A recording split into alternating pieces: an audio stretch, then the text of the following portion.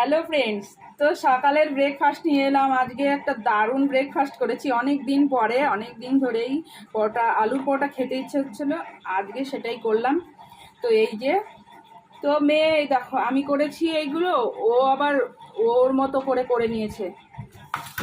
তো ওর এই দুটো নে তোরটা, আর এখানে করা দুটো, তিনটে, চারটে, পাঁচটা, ছটা, সাতটা, তো সাতটা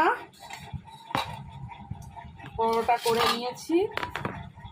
তো এই যে দেখো, বাপরে, এই দেখো পরোটাগুলো, আলুর পরোটা।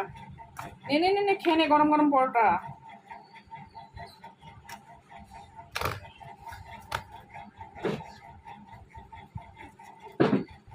নে এনে, কি রে খাস না কেন?